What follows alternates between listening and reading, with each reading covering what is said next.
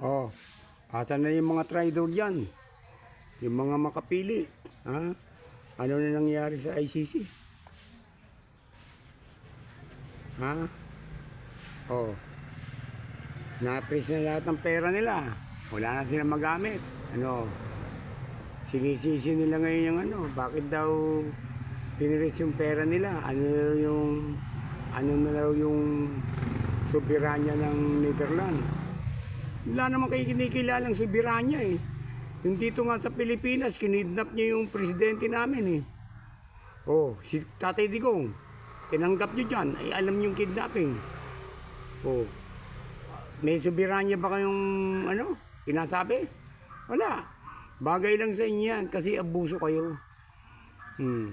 Pati si Vladimir Putin, gusto nyong kasuhan din. Ha? Gusto nyo rin kidnapin. O, paano? Binaligtad kagad kayo. Sumuporta Amerika, o Russia, China, marami pa, ha? O yung mga nasa ICC, akala nyo, ang gagaling nyo eh. O, nag-judge kayo. Puro namang kapalpakan yung ginagawa nyo, wala naman naniniwala sa inyo. O, Trillanes, asan na? Punta ka na doon. Suportahan mo sila. Sabihin mo sa kanila, na ikaw ang dapat masunod. Ha? Sama mo si Sabakwin, si Dilima. Kaya ang pasimuno niya, kaya nagkaganyan ng ano, ICC. Ano, Netherlands? Nagkaganyan sila dahil sa inyo. Oh. Wala naman kayong ginawa, kundi manggulo lang eh. Alam mo kayo yung mga traidor sa Pilipinas. Kayo yung mga yung panahon ng Hapon, yung mga collaborator na sinasabi, mga makahapon, mga taong bayong, kayo yun. Mga wala kayong kwenta. Si Tatay Digong, dinala nyo sa Netherlands, kayo mga nasa Congress, tahimik. Ha? Pero pagka pera pinag-usapan, natataranta kayo. Oh. Pero yung kapwa nyo Pilipino, binababoy na, tahimik lang kayo. Wala kayong mga kwenta. Ano na ngayon? 15 years. Ha? Ang hatol. Hindi kaso. Kinasuhan na at nahatulan na. Ha? Kayong lahat dyan, dapat kayo talagang makulong kayong lahat dyan. Mga buhaya kayo. Dapat dito sa Pilipinas, i-freeze din yung mga pera nyo. Ha? Hindi kayo pwedeng pumunta sa ibang bansa. Pagdating nyo sa ibang bansa, ikulong kagad kayo lahat dyan. Kayong mga walang ya. Kaya mangyayari talaga sa inyo yan. Pagdating nyo sa ibang bansa, hindi na kayo makakauwi dito. Doon na kayo kukulong.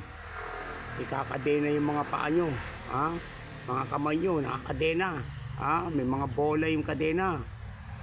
Mga walang ya kayo. Napaka walang kwenta sa lahat ng namuno sa gobyerno. Kayo yung mga gago. Kayo yung mga walang kwenta. Ha? Isa pa tong pari na to. Impeach daw si